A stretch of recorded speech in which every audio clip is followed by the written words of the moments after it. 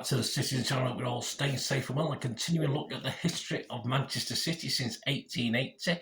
A little out of order this one because it's a more modern take on it. I'm up to about the 70s. I'm recording this vlog now as far as City's history is concerned.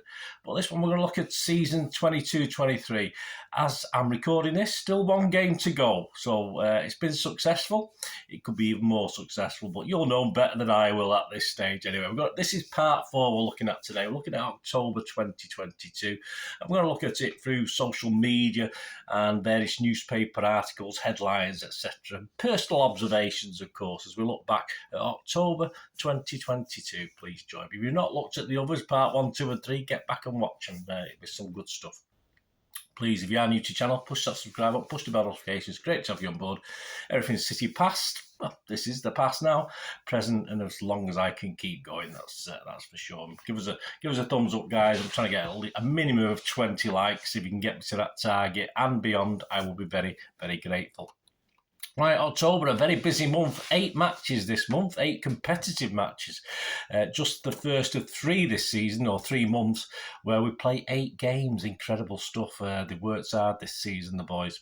2nd of October, well, what a start. City versus United, match day 8. We sat second on 17 points. United sat 5th on 12 points. After a dodgy start, they were slowly moving back up the table. And it was a pleasing derby win over United, 6-3. Could have been better, of course. We took our foot off the throat, didn't we, of the United players, really. Foden and Haaland both scoring hat-tricks. This was the 188th derby in total. We've now played 190 as I'm recording this.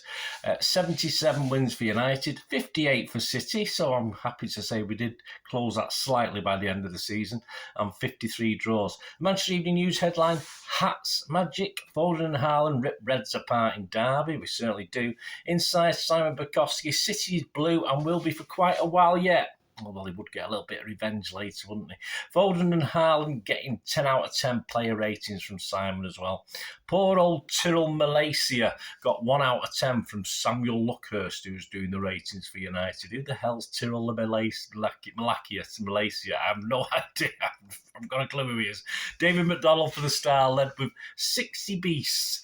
And inside, Jeremy Cross led with It's a Blue Moon Eclipse.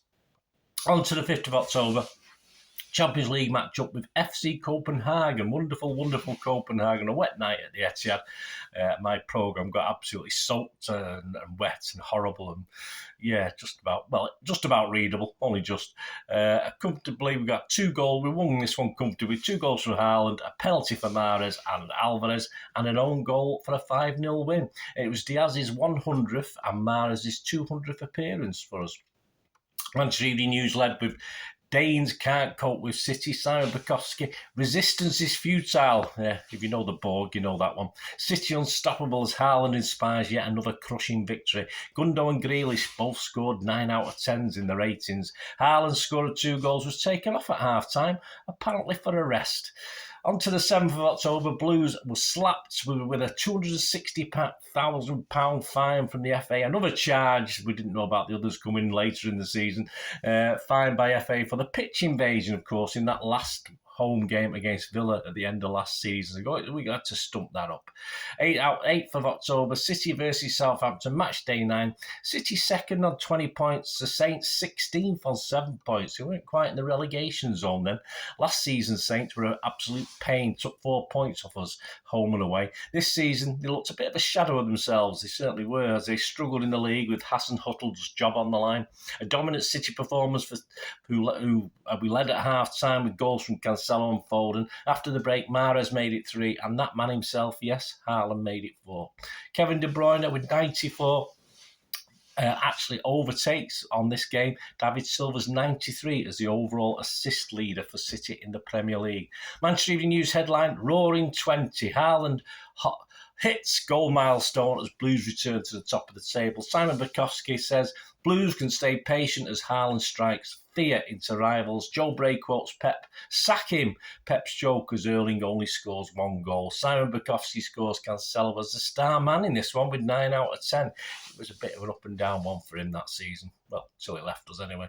Simon Mullock for the Star on Sunday. Harlover and Pep in Haaland. Cancelo, KDB and Foden all rated 8 out of 10. On to the 11th of October, Sevilla were ordered to pay City for damages to their team bus caused by the Spanish club's fans. They've been watching Liverpool, have they, last month, and have also been fined €5,000 by UEFA for the incident on the 6th of September. On to the game that day, Copenhagen 0, City 0. Sadly, it's VAR that dominates this one, and the headlines is a legitimate Rodri rocket was ruled out by a handball by Mahrez in the build-up. It was accidental, and UEFA rules say that the goal should have stood, but the ref sent over to monitor by VAR, and neither realised he'd made a mistake. Nothing changes. Mahrez misses a dubious penalty. Nothing changes. And City go down to 10 men as Gomez is correctly sent off. City with 10 men on 60 minutes still should have won, but the 0-0 is enough to confirm qualification already to the knockout rounds as Dortmund and Sevilla drew 1-1 later that same night. Manchester Evening News headline, hands up if you know the rules. Who does? Guardiola left baffled by VAR call as 10-man City are held. Tyrone Marshall inside said the Blues are happy with a point and a clean bill of health we were. Laporte and Rodri both got 7 out of 10s. Gomez and Mahrez, not so good, 4 out of 10. City sit top after 4 games of the group and we've qualified with 10 points. So let's hope we can win the group now. Gideon Brooks for the Express wrote, Hals, well, that ends well for Pep and his 10 men. Grealish topped his ratings with a 7 out of 10. 12th of October, Foden. Yes, old Phil Foden extends to 2027. He will now be apparently on between £200,000 to £265,000 a week, according to reports. I don't know how they get by, these guys. He said, so happy to extend my contract at City. It was my dream to play for this club when I was a kid. I'm so grateful that my dream has come true. Look forward to many more years. So do we, mate. 16th of October, it's match day 10 in the Premier League. City sat second, 23 points. Liverpool 10th, 10 points. Surely we can do something, but more City disappointment at Anfield as a 76-minute Saha goal. Salah as well. So is his brother. After a mistake by Cancelo was the difference between the two teams. City huffed and puffed to no avail and were always susceptible to the Liverpool break. We were denied an equaliser. Yes, another one of those things. Mr. Taylor had been letting play move on all game when fouls were happening in all over the place. And all of a sudden, as soon as a goal is scored, he pulls it back and rules it out for a foul earlier in the move. So make your mind up. And Pep wasn't very happy with this. Off the pitch, City fans were accused of singing hurtful songs to Liverpool. City fans had coins and piss thrown onto them. Pep also had a coin thrown at him. And the City coach was damaged leaving Anfield. Police and City fans also clashed at the ground. A pretty forgettable day overall. Manchester Evening News headline, Pep fans threw coins at me. Simon Bukowski says City can't exercise the horrors of Anfield. We can't. Edison and KDB both scored okay with 7 out of 10s. Cancelo a 4 out of 10. An Arsenal win saw them move 4 points clear. On the 17th of October, City won the Club of the Year award at the 2022 Ballon d'Or ceremony. Great stuff. We're the best team in the land and all the world. 18th of October, no midweek game for City. As a scheduled top of the table Arsenal game, I think we're fortunate here. I think Arsenal were flying. We were stumbling a bit. It was postponed as Arsenal's Europa League tie took priority that week. 20th of October, John Stones returns to first team training. He got injured playing for England. 22nd of October, match day 11, the Premier League. City 3, 8th place Brighton 1. Yes, Haaland scored on 43 minutes, KDB on 75 minutes. Trossard scored for the old Seagulls. A Haaland brace including an amazing penalty and assisted goal for Edison, plus a KDB thunder bastard is enough to see off an excellent Brighton, who got back into it 2-1 after half-time. The Manchester Evening News led with too good. Haaland double gets City back to winning ways. Simon Bukowski said normal service resumed for the Blues. KDB and Haaland both scored 8 out of 10 ratings. Sun Sports headlines, Ruthless Earl goes to 17 at double. John Richardson for the Star on Sunday said, Haaland on the scent. City slicker will lap up any sniff of a chance. Worst headline surely goes to Phil Thomas for the Sun. He wrote, he's at Rhinoceros. Ireland on the charge again as he batters Seagulls. Yes, poor old Seagulls. Robert De Zerbi, the Brighton manager on City, says, City are the best team in the Premier League. When City play, I enjoy it a lot. Pep is the best coach in the last part of the history of football. Today, I'm happy for my players and team. Pep Guardiola became the only third Premier League manager to have overseen a side to 600 goals in the Premier League competition. 25th of October, Champions League 22-23, back to that, match day 5. Can we clinch top spot? Well, Dortmund 0, City 0. Probably tells us we can. City confirmed top in the group in a hard-fought 0-0 tussle in Dortmund.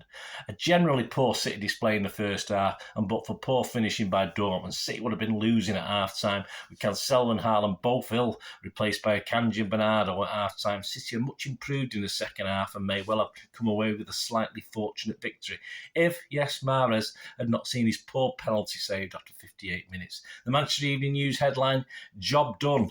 Just. Simon Bukowski, City lucky they didn't pay penalty of Mar miss. Ortega and Diaz got 7 out of 10s. Cancelo, only 3 out of 10. It's about time we got rid of him. David McDonnell in the Mirror, re-had it and blew it. Haaland fluffs his lines and fails to mark his Dortmund return with a goal as Mahrez blows City's hopes. Well, it was poorly, give him a break. On to the 29th of October, struggling Leicester 0, City 1. I was there that day. That was a tough game. That was a hard game. That was at the King Power. City moved to the top of the Premier League after Kevin De Bruyne's world-class free kick broke down Leicester's stubborn resistance at the King Power. Fox's manager, Brendan Rodgers, at the time had clearly set up his team to do a containing job on us, and it worked perfectly until De Bruyne curled a magnificent strike into the top corner from 25 yards 4 minutes after half-time. De Bruyne's goal was reward for City's dominance, even though they missed the killer touch of the absent Erling Haaland, who has been suffering from a fever and a foot injury.